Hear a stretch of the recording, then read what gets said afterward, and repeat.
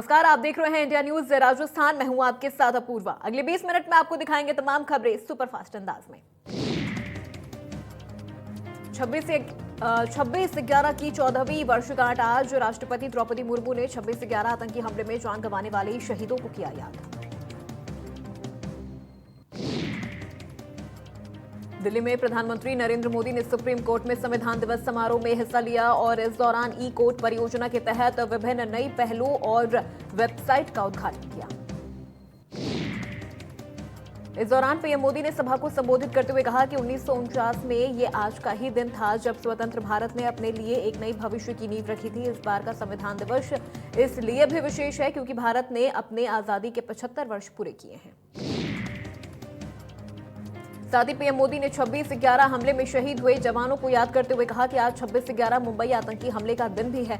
14 वर्ष पहले जब भारत अपना संविधान दिवस मना रहा था तब उसी दिन मानवता के दुश्मनों ने सबसे बड़ा हमला किया था। मुंबई आतंकी हमले में जिनकी मृत्यु हुई है, मैं उन्हें श्रद्धांजलि अर्पित करता हूं। साथ ही कहा कि दुनिया भारत को बहुत उम्मीदों से देख रही है। एक ऐसा देश जिसके बारे में आशंका जताई जाती थी कि वो अपनी आजादी बरकरार नहीं रख पाएगा, आज वही देश पूरे सामर्थ्य से अपनी सभी विविधताओं पर गर्व करते हुए ये आगे बढ़ रहा है। गुजरात विधानसभा चुनाव के पहले चरण की वोटिंग के लिए एक हफ्ते से भी कम का समय बचा है। सभी राजनीतिक दल मतदाताओं को अपने अपने पाले में करने की जद्दोजहद में लगे हुए हैं। वहीं भाजपा के राष्ट्रीय अध्यक्ष जेपी नड्डा ने विधानसभा चुनाव 2022 के लिए घोषणा पत्र जारी किया। इस दौरान गुजरात के मुख्यमंत्री भूपेंद्र पटेल और गुजरात भाजपा के राज्य अध्यक्ष सीआर पाटिल उपस्थित रहे। इसरो ने पीएसएलवी C-54 को लॉन्च किया। इसे ओशन सेट 3 के नाम से भी जाना जाता है। बता दें कि आंध्र प्रदेश के श्रीहरिकोटा के सतीश धवन अंतरिक्ष केंद्र से 8 नैनो उपग्रहों को लॉन्च किया गया। भरतपुर में संविधान दिवस के मौके पर महाराजा सूरजमल ब्रिज विश्वविद्यालय के संविधान पार्क का लोकार्पण राज्यपाल कलराज मिश्र ने किया। इसके बाद राज्यपाल मिश्र ने विश्वविद्यालय प्रांगण में 25 फीट ऊंची महाराजा सूरजमल की प्रतिमा के फाउंडेशन का भी शिलान्यास किया। इस मौके पर बीजेपी सांसद रंजीता कोली, कैबिनेट मंत्री विश्वेंद्र सिंह समेत नागरिक और छात्र मौजूद रहे। सीएम अशोक गहलोत 27 और 28 नवंबर को गुजरात जाएंगे। अहमदाबाद, मेहसाना में चुनावी जनसभाओं को संबोधित करेंगे।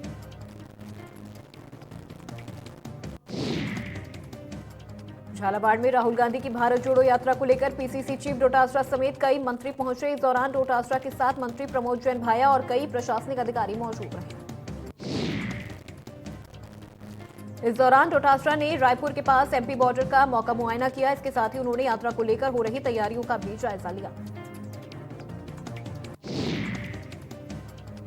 बीजेपी प्रदेशाध्यक्ष सतीश पूनिया सरदार शहर दौरे पर रहे। इस दौरान बुधगिरी मढ़ी पर भाजपा नेता मधुसूदन भिंडा के सानिध्य में सैकड़ों कार्यकर्ताओं ने पूनिया का जोरदार स्वागत किया।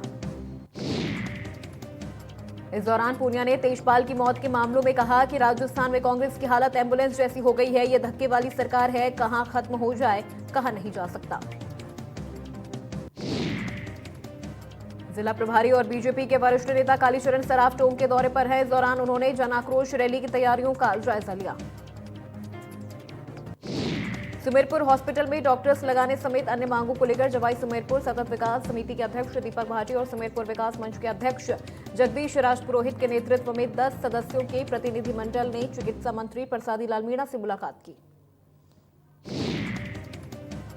जयपुर में अखिल भारतीय विद्यार्थी परिषद के राष्ट्रीय अधिवेशन का आज दूसरा दिन है। इस दौरान भव्य शोभा यात्रा का आयोजन किया गया।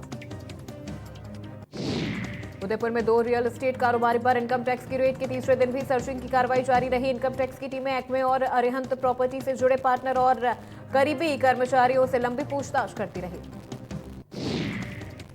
बता दें कि अब तक दोनों ग्रुप से 150 करोड़ से ज्यादा की संपत्ति पर टैक्स चोरी का मामला सामने आया है। दोनों ग्रुप से 10 किलो से ज्यादा सोने की ज्वेलरी और 1 करोड़ से ज्यादा का कैश मिला है।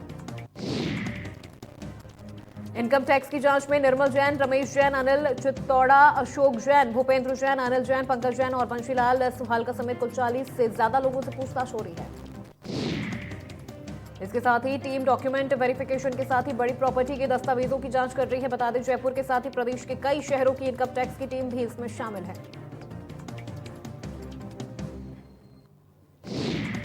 बांसवाड़ा में एम्बुलेंस में डीजल खत्म होने के कारण मरीज की मौत। मामले में कैबिनेट मंत्री प्रताप सिंह खाचरियावास ने नाराजगी जताई। उन्होंने कहा कि ये जो घटना सामने आई है ये मैनेजमेंट की विफलता है। जो भी दोषी होगा उसके खिलाफ कार्रवाई होगी। झुंझुनू के खेजड़ी में मुख्यमंत्री सलाहकार डॉक्टर जितेंद्र सिंह ने स्वामी विवेकानंद राजकीय महाविद्यालय में एक कक्ष का किया शिलान्यास। इस दौरान डॉक्टर जितेंद्र सिंह ने कहा कि महाविद्यालय में कार्यरत डॉक्टर अतुल भटनागर ने अपने पिता को सच्ची श्रद्धांजलि दी है। झुंझुनू के खेतड़ी में मुख्यमंत्री सलाहकार डॉक्टर जितेंद्र सिंह ने 216 आंगनबाड़ी केंद्र में स्मार्टफोन दिए। साथ ही आंगनबाड़ी केंद्र के लिए फर्नीचर और मेंटेनेंस के लिए 10 लाख रुपए देने की घोषणा की गई। इस दौरान उन्होंने कहा कि सभी कार्यकर्ताओं के नियमितीकरण, पेंशन योजना और संविदा कैडर में शामिल करने जैसी विभिन्न बातों को वो मुख्यमंत्री के सामने रखेंगे। देवगढ़ में जमीनी विवाद के चलते अपराधियों ने पुजारी की हत्या का मामला तूल पकड़ता जा रहा है। वहीं बीजेपी प्रदेश अध्यक्ष सतीश पूनिया ने राज्य सरकार पर निशाना साधते हुए कहा कि राजस्थान अपराधों की राजधानी बन गया है।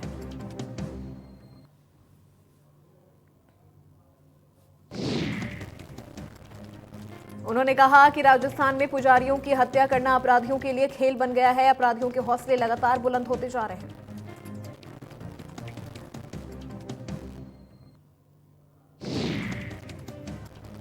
भाजपा के राष्ट्रीय महामंत्री एवं प्रदेश प्रभारी अरुण सिंह रतनगढ़ के दौरे पर रहे। इस दौरान विधायक अभिनेश महर्षि के नेतृत्व में उनके निवास पर कार्यकर्ताओं ने राष्ट्रीय महामंत्री का स्वागत किया।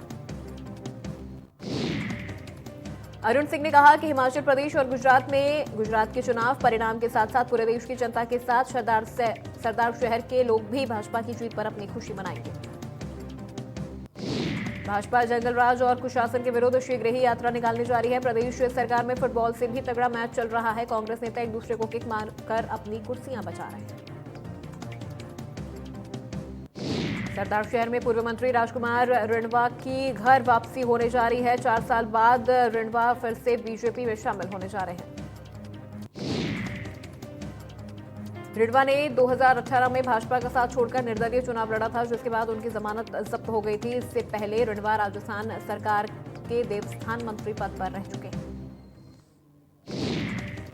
2018 विधानसभा चुनाव में बीजेपी ने रिणवा का टिकट काटकर अभिनेश महर्षि को मौका दिया था। इससे पहले राजकुमार रिणवा रतनगढ़ से 3 बार विधायक रह चुके हैं। अलवर में पद्मश्री से सम्मानित राष्ट्रीय कवि सुरेंद्र शर्मा मत्स्य उत्सव में आयोजित कवि सम्मेलन में भाग लेने पहुंचे। इस दौरान पत्रकारों से बातचीत करते हुए उन्होंने कहा कि वर्तमान में राजनीति में जो दौर चल रहा है वो सही नहीं है। किसी भी पार्टी में वफादारों की कोई कीमत नहीं है। जो ज्यादा वफादार है उसको इग्नोर किया जाता है। उन्होंने कहा कि राजा का धर्म है कि वो पूरे राष्ट्र को एक ही दृष्टि से देखे, ना कि धर्म की दृष्टि से देखे।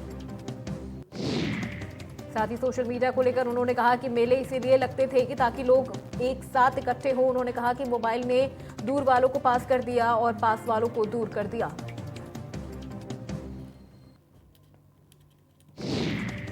डूंगरपुर के पाल माथू गामटा की वार्ड संख्या 6 में 215 मतदान हुए, जिसमें से राहुल कटारा को 139 वोट मिले और आयुषी कुमार को 67 मत प्राप्त हुए।